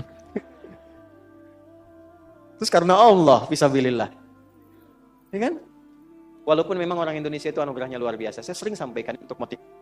Bersyukurnya kita jadi orang Indonesia, Allah tanamkan banyak sekali kelebihan-kelebihan. Kita beragam, sehingga pengalaman keberagaman ini dibawa kemanapun bisa menyusul. Lalu lidahnya ringan, karena di kita ini sukunya banyak, pulau banyak kan? Pulau 13.667 pulau kan? Itu belum termasuk Pulau Gebang, Pulau Gadung, ya kan? Pulau Kapuk dan sebagainya. Nah karena banyak ragamnya, lidahnya terlatih komunikasi. Jawa ketemu Sumatera, lidahnya dilatih. Sumatera ketemu Kalimantan, kita tahu ini dialeknya, tapi lidah kita tanpa terasa dilatih. Akhirnya apa? Belajar bahasa apapun mudah. Saya perhatikan nampaknya di dunia ini, di antaranya saya baru temukan orang Indonesia yang cepat belajar bahasa apapun seperti penuturnya. Kalau dia bicara nggak kelihatan orangnya, bicara bahasa Inggris misalnya, "Hey John, where have you been?" Itu nggak tahu kalau orang Cipanas. Betul. Dia ngobrol bahasa Arab, kayak halak ya Muhammad. Dia nggak tahu kalau itu orang Cimahi misalnya. Ya itu saking mudahnya. Silahkan lihat orang India bicara bahasa Inggris. Ketahuan Indianya. Take the money gitu. Orang Cina bahasa Arab ketahuan Cinanya. Tapi akan lebih mantap lagi kalau sunnahnya kita ikuti. Begitu diikuti tuntunannya fi sabilillah. Yang ingin saya katakan, orang-orang yang menjadikan kegiatannya karena Allah, kerja karena Allah, menjabat karena Allah, punya harta karena Allah, Maka saat wafat dan masuk ke kubur ini, tadi Quran surah ketiga ayat 169 sampai dengan 171. Jangan dikira orang-orang yang wafat, yang kegiatannya sebelum wafat dijadikan karena Allah wafat begitu saja.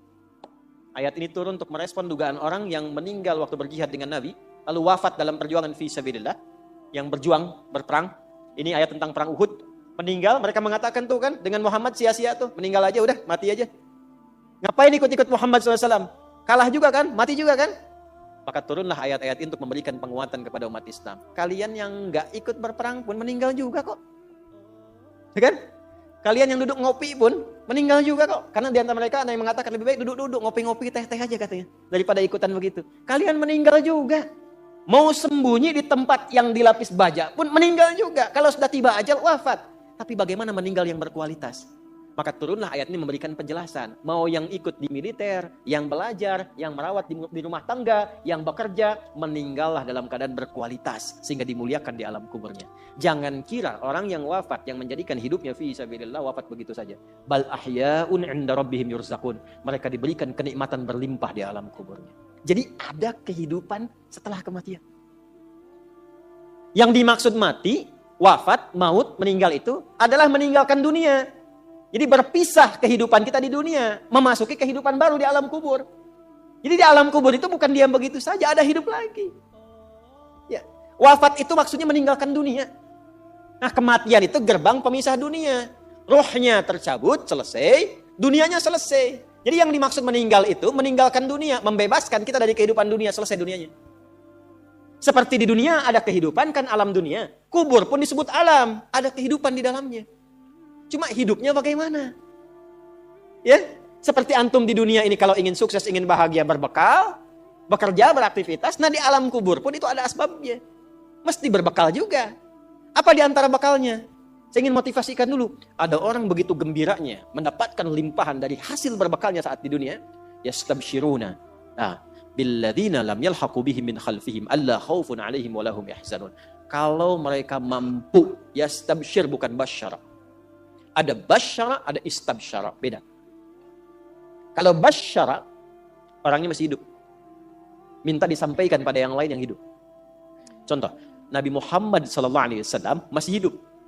Diberikan beliau perintah oleh Allah, sampaikan pada umatmu ini sekarang tentang keutamaan surga. Maka turun Quran surah kedua ayat 25. Wa basyiril ladzina amanu wa 'amilus salihati anna lahum jannatin tajri min tahtihal. Tapi kalau kalimatnya menggunakan istabsyara, itu umumnya bermakna ingin menyampaikan tapi tak punya kemampuan menyampaikan karena keadaannya sudah berbeda. Perhatikan detailnya bahasa Quran. Orang yang wafat yang menjadikan hidupnya berdedikasi untuk menaati Allah, di alam kubur diberikan kenikmatan, saking nikmatnya pengen kasih tahu yang masih hidup. Wa yastabsyiruna billadzina lam yalhaqu bihim min khalfihim. Mereka ingin menyampaikan pada yang masih hidup, gak usah nangis. Jangan banyak meratap. Saya ini sudah mendapatkan kesenangan melebihi apa yang pernah kita dapati saat di situ itu. Kalau bisa cepat ke sini, itu kalimatnya. Kalau bisa cepat ke sini. Allah khaufun alaihim wa lahum yahzanun. Enggak usah takut dengan kematian. Jangan banyak nangisi saya. Jangan banyak meratapi saya. Itu kalimatnya. Dan di antara mereka ada yang Allah jaga sampai ke jasad-jasadnya. Saya bersaksi demi Allah, Anda boleh catat kalimat ini. Saya kemarin waktu ke Mekah. Alhamdulillah Allah tunjukkan beberapa. Ya, saya diantaranya berziarah ke makam Kiai Haji Maimun Zubair, Bahmun. Termasuk ke ibunda tercinta Sayyidah Khadijah. Ya, Sayyidah Khadijah radhiyallahu ta'ala. Nah, ini ya enggak apa-apa disebarkan juga karena memang saya mengalami dan saya menyampaikan. Saya begitu melewati pemakaman-pemakaman, lalu di makamnya Mbah Mun itu, kemudian kita di situ berdoa kebaikan. Kan adab kita kalau sama ulama nggak mungkin minta ampunan. Adabnya kan tambahkan kemuliaan, tambahkan cahaya, gitu kan? Dan telah selesai kan? Baik. Itu bau harum yang saya dapat. Wangi. Supaya saya tanya teman-teman, antum pakai parfum apa? Nggak ada. Wangi makamnya. Ya. Dan saya datang ke situ itu di waktu yang memang dilarang berkunjung. Pada zuhur. Kunjungan itu ba'da subuh dengan ba'da asar. Baru ada orang berkunjung. Dia tahu kalau ngasih minyak wangi ke situ itu tidak mungkin lah. Walaupun ada tuh kena panas selesai gitu. Ini waktunya datang ke situ ditolak. Kata bukan waktu kunjungan. Terus saya sampaikan ada ini saudara kami meninggal ayahnya di sini dan dimakamkan di sini. Saya ingin berziarah. Nah, kita pakai jubah, pakai sorban putih itu biasanya kalau di sana imam. Singkatnya diperkenankan masuk. Ya, cuma saya berempat itu. Ya, saya 2 pendamping 2, kemudian 1 sahabat kami Pak Mukhlis Hashim, ayahnya Ustaz Hashim Yahya. Orang baik, orang saleh, tinggal 30 tahun di Mekah. Ya, jadi ustaz dai, wafat punya 3 permintaan. Wafat hari Jumat, ya. Kemudian juga bisa menyempurnakan Ramadan dan disalatkan di Masjidil Haram. Alhamdulillah, ya. Terkabul. 2 terkabul, yang 1 diselesaikan Ramadan sampai ke Syawal dulu. Ya, jadi disolatkan di Masjidil Haram. Tadinya nggak bisa dimakamkan di Ma'la. Yang ketiga minta di Ma'la. Tadinya nggak bisa dimakamkan di Ma'la. Yang ada tertulis di pekuburan Roya. Tapi last minute yang terakhir masuk Masjidil Haram tiba-tiba bisa di Ma'la. Maka ketika dimakamkan di Ma'la, kami datang ke sana, kami berziarah. Nah itu Masya Allah. Kemuliaan itu luar biasa. Ya belum yang tampak-tampak sekarang kok bisa guru ngaji, nggak pernah ketahuan orang makamnya utuh 20 tahun, 15 tahun. Jasadnya utuh. Makam utuh biasa, jasad utuh. Coba terangkan. Gigi masih ada. Kulit masih ada, rambut sebagian masih ada. Utuh. Guru ngaji. Yang orang mungkin gak pada kenal. Cuma keadaan di kampung. Tapi dia meyakini ada kehidupan setelah kematian. Dan betapa banyak orang-orang terlihat hebat nuansa kehidupan dunianya. Tapi maaf, hanya ditemukan tulang belulang dalam alam kuburnya. Sekarang sudah banyak. Sudah banyak bisa kita akses, bisa kita lihat. Kalau sudah ditampakkan begitu belum sadar juga. Dengan cara apa lagi Allah memberikan hidayah? Bahkan orang bikin sinetron hidayah dari alam kubur. Masya Allah. Dia ngajar ustaznya hidayat lagi. Hah? Nah karena itu nggak boleh berleha-leha. Maka ini yang senang ini. Ini yang, kalau nggak percaya ikutin aja dulu. Nggak ada ruginya atau meninggal juga. Nggak ada ruginya kan? Meninggal juga. Dan kegiatan kita nggak berubah. Antum yang ke kampus juga. Cuman kita merubah caranya. Kita niatkan karena Allah. Innamal a'malu bin niat. Kan tetap ke kampus yang sama. Belajar di tempat yang sama. Ujian dengan soal yang sama. Gak ada ruginya. Yang meningkat apa? Kualitasnya. Yang meningkat semangatnya. Meninggal juga sama-sama meninggal juga. Jadi kalau kita ikhtiarkan dari sekarang, tidak merubah keadaan dunia kita. Yang presiden tetap presiden. Yang bupati tetap bupati. Yang pebisnis tetap pebisnis. Gak merubah keadaan kita. Lebih berkualitas dunianya, saat meninggal punya jaminan. Yang kasihan tuh yang gak punya harapan. Gak ada kehidupan setelah kubur. Dunia nikmati. Terus ente setelah meninggal dunia kemana? Itu gimana nanti? Gak punya harapan. Yang begitu jangan diikutin. Orang gak punya harapan diikutin. Orang gak jelas tuh jangan diikuti. Kita tuh punya dasar pengetahuan. Quran surah 17 ayat 36. Wala taqfu ma laysa laka bihi ilmun. Inna sam'a wal basara wal fu'ada kullu ulaika kana anhu mas'ula. Nah sekarang itu teman-teman kita punya harapan. Diterangkan dari sekarang. Makanya selama hidup kalau pengen seperti itu jangan main-main hidup dunianya. Maka turunlah surah At-Takatsur ayat kedua. Alhaakumut takatsur hatta zurtumul sabir. Kalla, jangan sampai lalai. Sudah masuk alam kubur baru sadar. Nanti kamu sadar, jangan sampai menyesal saat masuk alam kubur. Makabir itu jamak dari kubur. Hatta zurtumul makabir. Baru nyadar setelah di kuburan. Astagfirullah aku minas solihin. Ya, kalau Rabbir ji'un ya Allah pengen balik lagi. Saya pengen merubah amalan saya. Telat Joni. Dengan malaikat kan santai aja kan. Telat. Gak bisa balik lagi. Nah apa yang melalaikan seseorang sampai kemudian baru sadar di alam kubur? Di antaranya apa? Alhaakumut. Nah terlalu tertambat hatinya dengan dunia. Harta. Gak dilarang memperbanyak harta. Silahkan banyak-banyakin. Banyakin. Tapi untuk apa? Fisabilillah. Taati Allah dengan harta itu. Maaf. Jangan kebayang kalau fisabilillah itu untuk infak saja. Cari kotak masjid. Ya setanah kusir. Nggak begitu, kan ada konsepnya. Ini untuk yang di keluarga. Bagaimana kenyamanan di rumah, bikin rumah yang nyaman sehingga punya musala. Ya, anak-anak sekolahkan di tempat yang mengenal Allah, tingkatkan kualitasnya. Pakai untuk umrah, pakai untuk haji. Lihat saudara-saudara di samping. Setelah itu lebarkan. Baru ada babnya lagi setelah orang tua, saudara, kerabat, ada anak yatim, baru dibuka untuk umum. Itu ada petanya. Nah sekarang pandai-pandai dengan harta antum menghitung kebutuhan sebulannya berapa. Tabungan pemetaannya berapa? Nah, yang lewat dari situ itu titipan Allah, bekal antum untuk mendapatkan ridhonya. Sebelum diambil. Antum gaji 30 juta, kebutuhan rumah tangga 15 juta, tabungan 5 juta. 10 juta itu bekal tabungan antum untuk akhirat. Maka babnya keluarkan di Quran. Apa bab ibadah lewat harta? Tunggangi itu. Jangan terlalu bergantung. Nanti begitu meninggal baru sadar. Mau balik lagi nggak bisa. Antum sekarang punya kedudukan. Suatu saat hilang kedudukan itu. pelajari bab tentang fikih kedudukan. Bagaimana menaati Allah lewat kedudukan. Bikin kebijakan yang baik. Sebelum meninggal. Antum lagi belajar sekarang. Taati Allah lewat ilmu. Bagaimana cara belajar yang benar. Sebelum meninggal. Bahkan ada orang meninggal sebelum wisuda. Saya punya adik murid. Ngaji juga dengan kami itu. Saat di Libya, di Tripoli. Itu saat masuk belum hafal Quran. Harapannya pengen hafal Quran. Minimal 2 tahun saat di sana. Saya masih ingat orangnya tuh Masya Allah. Baik, banyak senyum. Ya, saya buka lah namanya itu ya, untuk diikuti. Ahmad Rashidi namanya. Masya Allah. Ya, itu baik. Gak pernah cari konflik macam-macam. Tenang, taat. Quran aja. Di sana itu kan tiap 2 tahun kalau lulus ujian. Itu boleh pulang untuk nengok keluarga.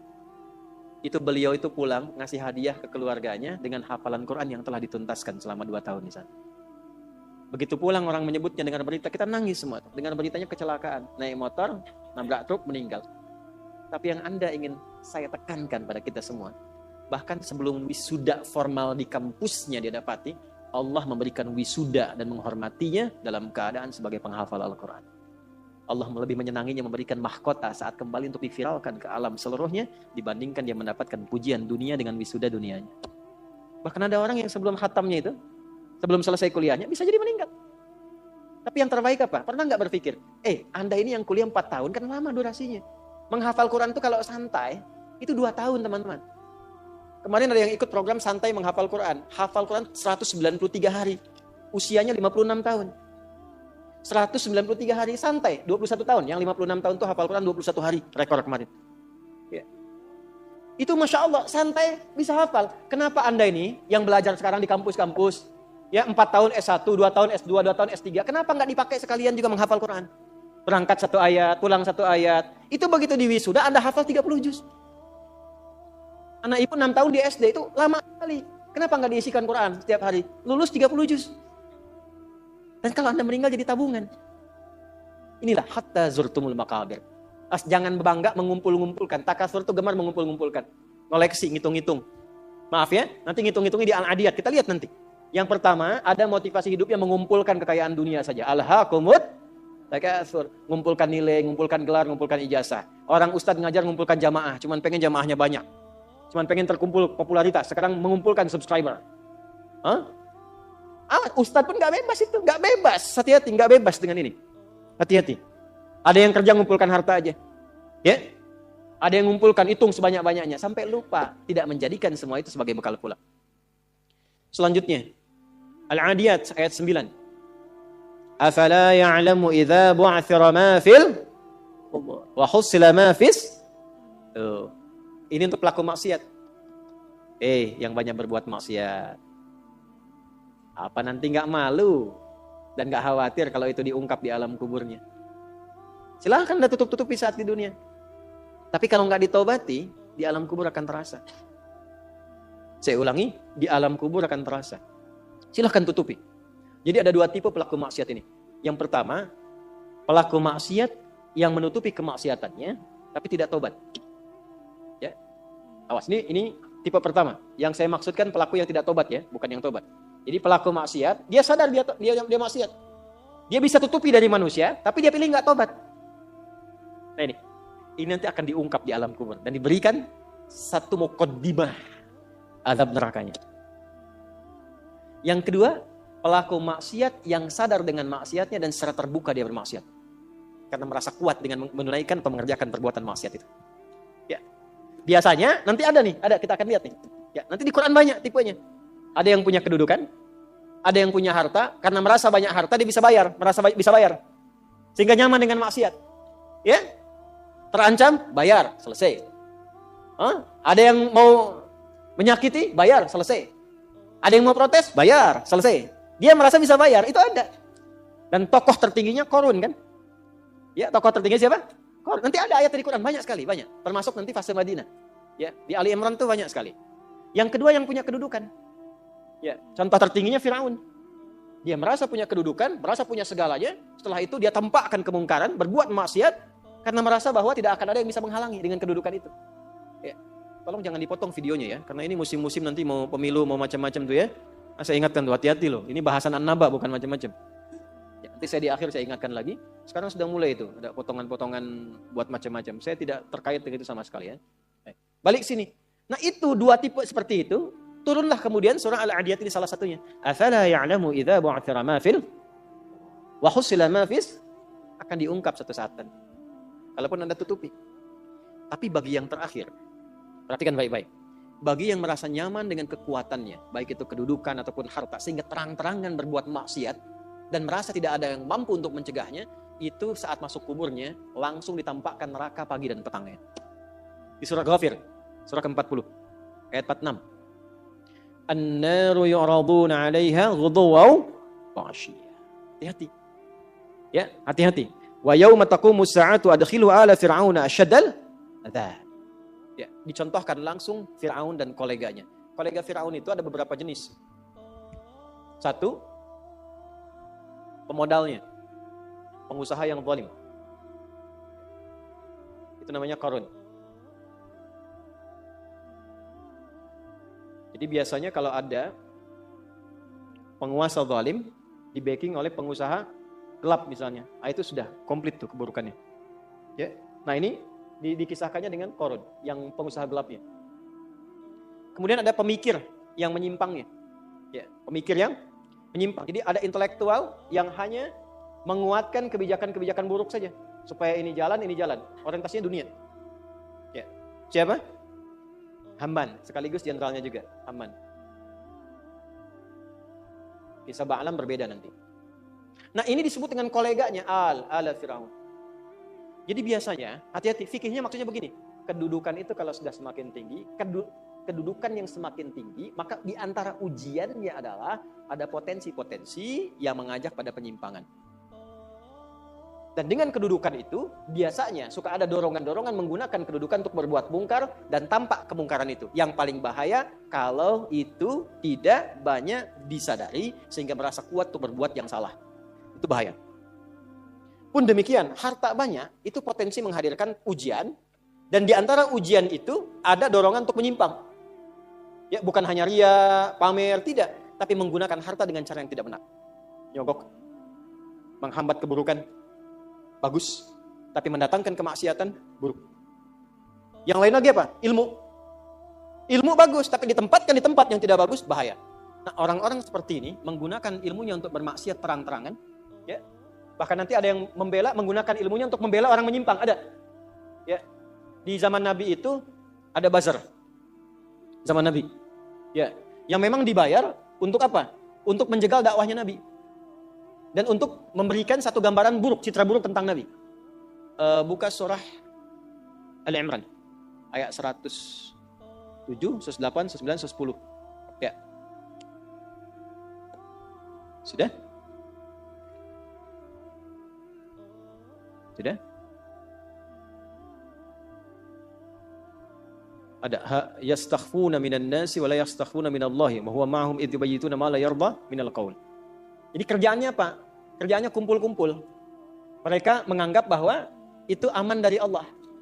Ya, untuk merendahkan Nabi. Mereka merasa punya pelindung. Ya. Awas, mereka punya rasa punya pelindung. Ayat sebelumnya kan wala tujadil 'anil ladzina yahtanuna anfusahum. Itu kecaman kepada orang-orang pintar yang membela orang-orang yang suka menyoal. Jadi ada bazar yang kalau malam-malam suka kumpul, suka merumuskan bagaimana cara merendahkan Nabi, bagaimana cara merusak citra Nabi. Nah, setelah mereka tampil, itu dibela, di backing orang-orang pintar yang bahkan menguatkan tindakan mereka. Dan saking sayangnya di antara mereka ada yang mengaku muslim. Itulah yang masuk pada golongan Abdullah bin Ubay bin Salul yang munafik itu. Nah, kalau nggak disebutkan kapan kejadiannya, siapa orangnya, itu tandanya akan muncul lagi di kemudian hari keadaan-keadaan serupa dengan tokoh yang berbeda. Itu mesti hati-hati. Ya. Nah, itu orang-orang pintar yang mengaku muslim, ya, bahkan yang non-muslimnya itu diminta berpikir, ha antum haula'i. Ya, tuhibbunakum wa la yuhibbunakum. Ha antum haula'i jadaltum anhum fil hayatid dunya. Engkau ini kenapa sih membela mereka dengan ilmumu? Maka apakah engkau bisa menggunakan ilmumu untuk mendebat Allah di hari kiamat nanti? Pertanggungjawabannya bagaimana? Yang pintar ditanya oleh Allah, yang kepintarannya dipakai untuk maksiat, itu akan dihisab oleh Allah. Ya kalau bahasa bebasnya begini, coba pakai lagi kepintaranmu itu untuk membela mereka di hadapanku. Hati-hati. Nah, apa yang terjadi pada orang seperti ini? Kalau dia tidak bertobat, makanya kalau ada kita doakan.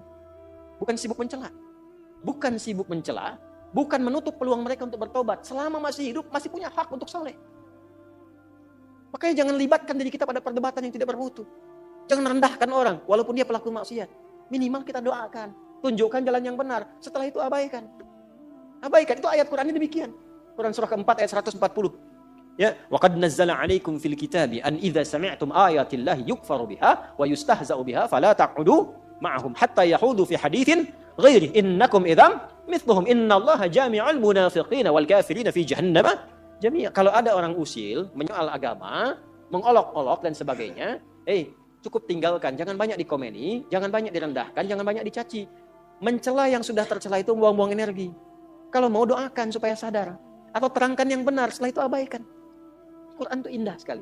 Tapi kalau mereka nggak tobat, kita kasih tahu, ini ada ayatnya. Wah, kayak yang pernah ke alam kubur saja, terserah Anda. Tapi kalau nanti di alam kubur, minimal Anda tahu dulu sekarang. Ya kan? Minimal tahu dulu. Kalau mau merasakan nanti aja setelah ke kubur. Saya cuma mengingatkan apa yang Allah sampaikan. Apa yang Allah sampaikan? An-naru yu'raduna 'alaiha ghudwan wa 'ashiyya. Ditampakkan neraka jahanam pagi dan petang. Jadi setiap waktu cuma neraka aja tampak. Pernah dengar nggak kalimat ini? Nggak ada tuh siksa kubur, yang ada cuma tidur aja. Pernah dengar? Bagaimana cara menjawabnya? Gampang. Kalau ada yang mengatakan nggak ada siksa kubur, yang ada cuma tidur saja, maka tanyakan pada mereka, kira-kira kalau kamu tidur ketemu kuntilanak botak, yang jeleknya naudzubillah, terus teriak-teriak di depan muka kamu, kamu pengen cepat bangun atau tidur terus? Biasanya kalau mimpi buruk bangun atau tidur terus? Bangun tuh karena takut atau tidak? Merasa tersiksa tidak? Maka tidak ada siksa yang paling pedih kecuali saat orang, berada di alam kuburnya tak bisa bangun lagi, ditampakkan neraka terus di alam kuburnya. Bukankah itu siksaan? Jadi nggak usah bicara tentang man rabbuka man imamuka ma kita buka. Gampangnya ente kalau tidur mimpinya ketemu neraka jahanam terus dari pagi sampai terus dan nggak bisa bangun-bangun, tersiksa nggak? Nah itulah gambaran pertama yang disampaikan dalam Al-Quran. Jadi orang-orang yang maaf sekali gemar mengumpulkan harta hanya untuk pamer saja, untuk mengoleksi dunia, tak pernah punya visi hidup untuk pulang, maka mesti hati-hati. Alhaakumut takatsur. Orang yang maksiat terbuka nggak mau sadar mesti hati-hati, ya, karena cara pulangnya itu berbeda. Mobil warna merah, bukan di alam kubur di sini. Mobil warna merah, plat B 2705 TBQ. Mobil warna merah B2705 TBQ. Pemiliknya mohon bisa mengabari panitia karena pesannya cuma dibacakan ini saja. Ya. Teruskan. Quran surah Al-Infitar ayat keempat. 3, kan 8 ya semua ya? Wa idzal quburu bu'thirat. Al-Infitar ayat keempat. Apabila yang dikubur itu sudah terungkap, terbuka semua. Maksudnya selesai. Terbelah. Ini kiamat. Jadi dikubur pun gak selamanya. Ya. Ada yang pengen abadi di alam kubur? Tidak, gak selamanya. Ya. Jadi kalau yang nikmat di alam kubur tadi, kan diberi kenikmatan ya, kenikmatan pembuka. Itu cuma mukadimah aja Pak Bu. Insya Allah nanti kalau sudah masuk kubur, ya, insya Allah mudah-mudahan dimuliakan. Itu kalau dapat kemuliaan, itu cuma pembuka. Itu cuma pembuka saja, mukadimah saja. Diberi kenikmatan melimpah, enak, istirahat, nyaman dan macam-macam. Ya, itu cuma pembuka aja. Nanti satu masa selesai di situ. Wa idzal quburu bu'thirat. Selesai semuanya. Balik kita ke alam lain, puncaknya ke akhirat. Nah ayat ini, Al-Infitar ayat yang keempat ingin menegaskan di alam kubur pun tidak abadi. Pindah.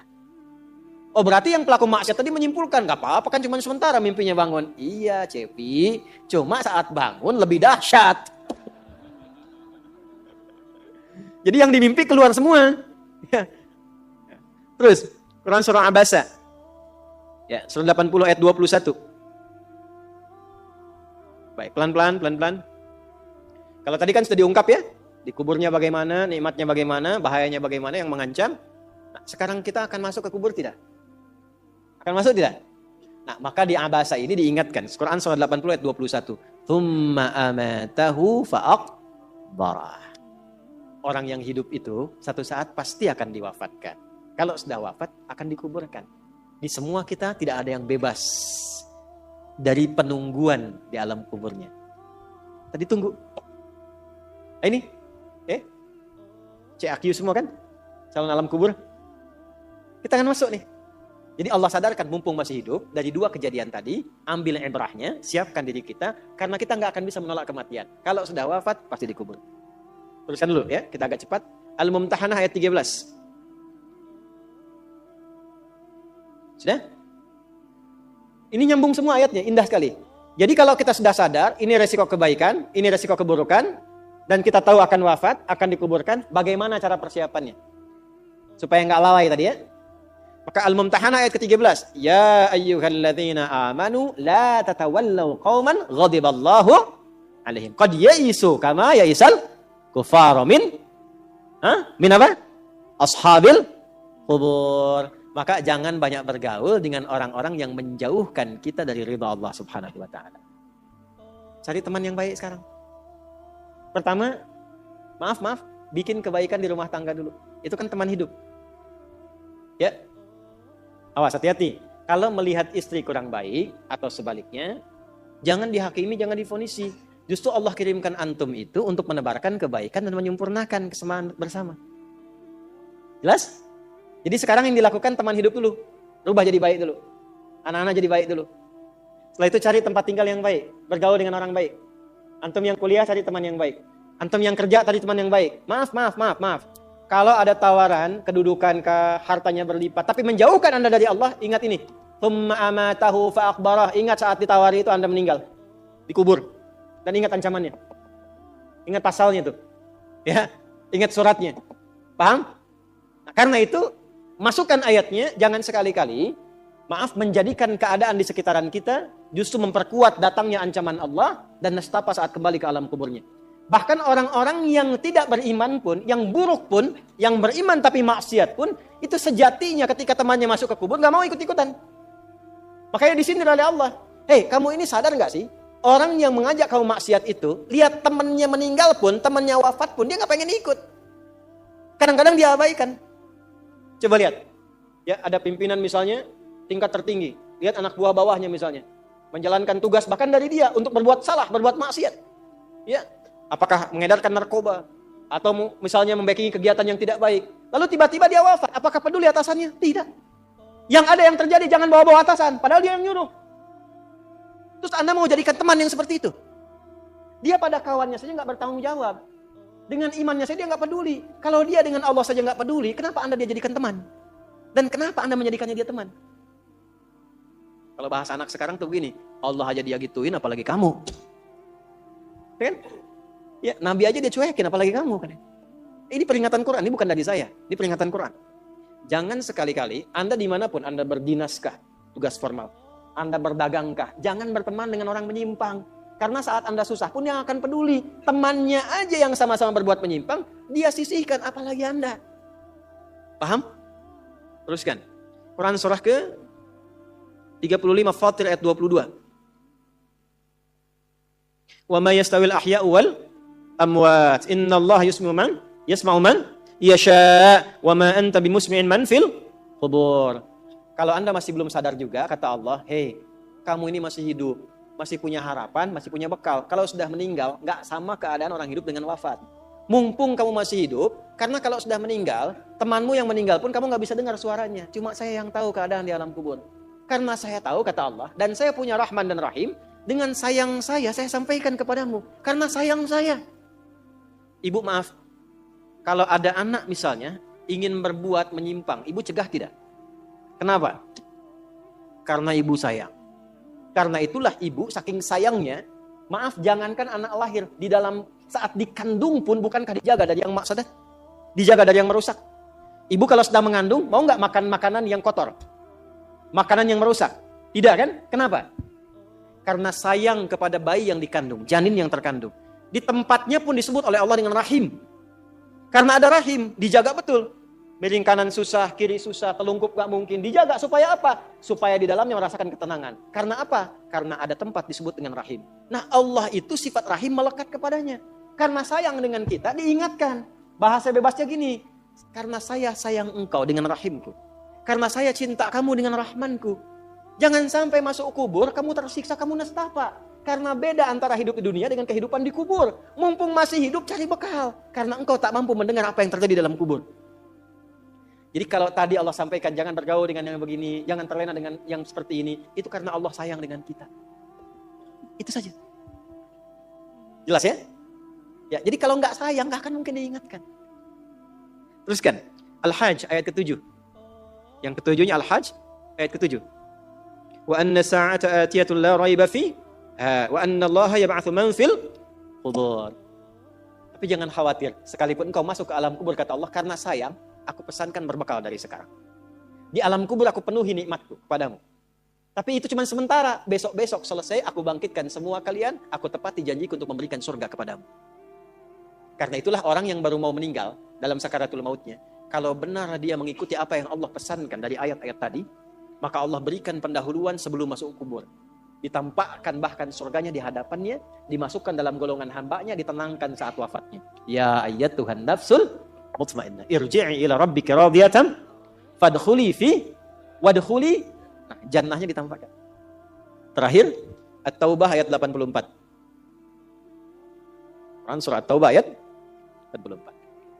Kalau ada orang yang tidak peduli dengan peringatan ini 7 ayat nih, itu pesannya.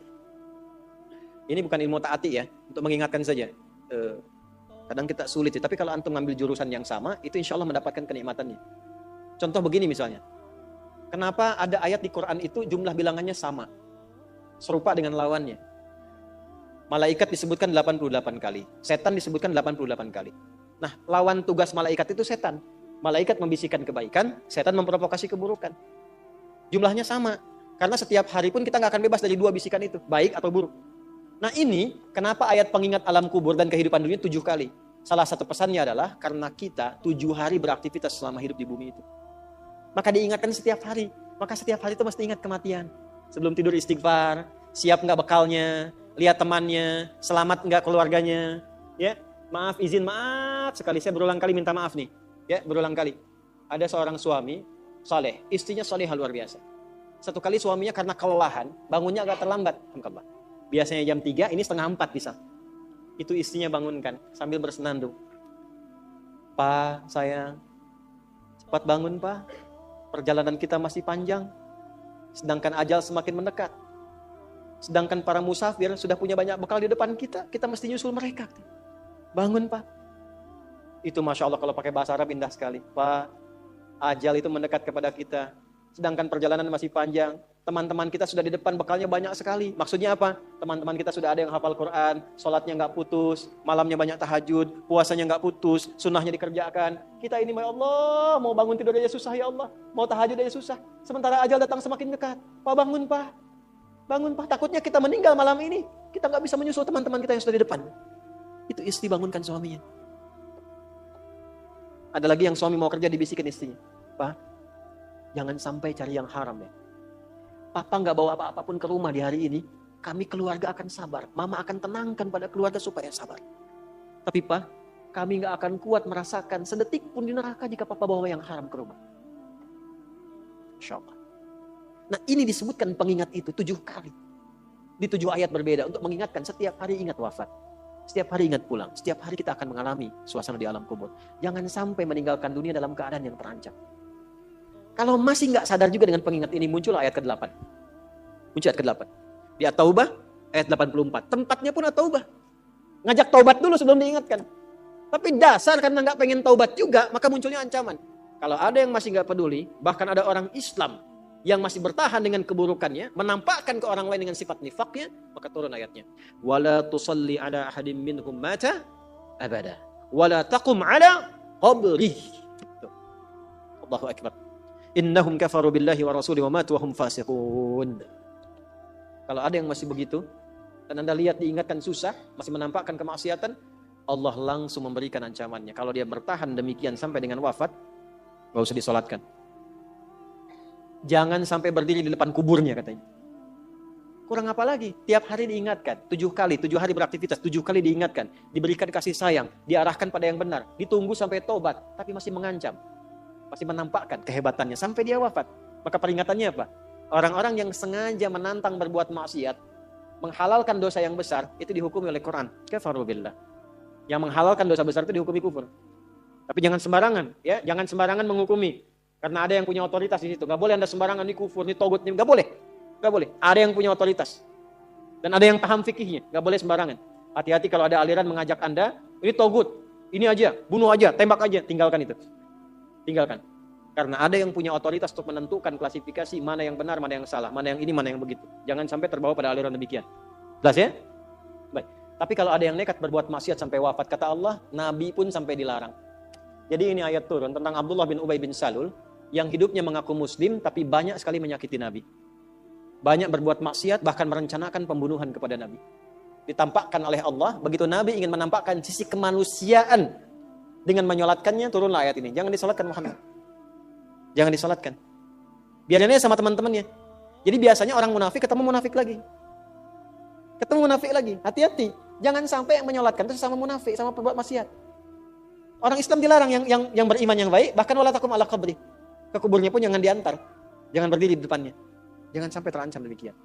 Karena itu kalaupun ada yang nampak ciri-cirinya, kita doakan supaya kembali ke jalan yang benar. Kita tunjukkan kebaikan dengan lemah lembut. Supaya dengan itu sadar dan menjadi bagian dari orang-orang beriman yang mendapatkan ridha Allah Subhanahu wa taala. Apalagi kalau itu bagian dari keluarga. Paham? Nah, inilah pelengkap dari bagian yang pertama. Maka secara singkat saya simpulkan, jadikan mulai hari ini semua kegiatan kita fi sabilillah. Suami mendidik istri fi sabilillah. Menyayanginya fi sabilillah. Mohon tatap istri Anda, keluarga Anda sebagai titipan Allah dan Anda akan dihisab. Saya tuh kalau pulang malam saya tatap istri anak-anak saya yang sudah tertidur. Sekarang suka tanyakan, ya Allah, di mana saya dihisab ini? Saya khawatir mengajar banyak orang datang, tapi pada keluarga sendiri tidak mendapatkan perhatian sesuai dengan hak. Ya Allah, ketemu lagi enggak? Gitu. Antum dihisab, kan itu dipasangkan dengan ampun, bukan dengan yang lain. Itu dihisab. Maka perlakukan pasangan sebagai amanah Allah. Lakukan. Demikian juga istri kepada suami, anak-anak. Kemudian bekerja, lakukan. Fisabilillah. Kalau sudah fisabilillah nggak mungkin korupsi. Nggak mungkin nyogok. Jangan pulang dengan membawa yang haram. Sayangi keluarga. Antum yang belajar nih, yang masih belajar, fisabilillah, jangan pernah nyontek. Ya. Jangan malas-malas belajar. Semangat belajar, bangun bangsa, bangun negeri, lakukan sebagai ibadah kepada Allah Subhanahu wa taala. Kalau itu bisa kita kerjakan, maka kalla saya'lamun thumma kalla, kita akan melihat apa yang Allah berikan setelah wafat, dan kita akan diperlihatkan adalah perbedaan dengan orang-orang yang ingkar bersama orang-orang yang yakin dengan itu semua.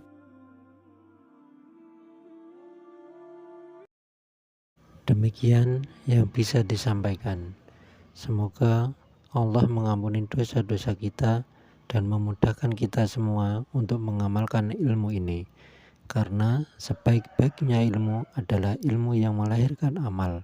Demikian, kurang lebihnya minta maaf. Wassalamualaikum warahmatullahi wabarakatuh.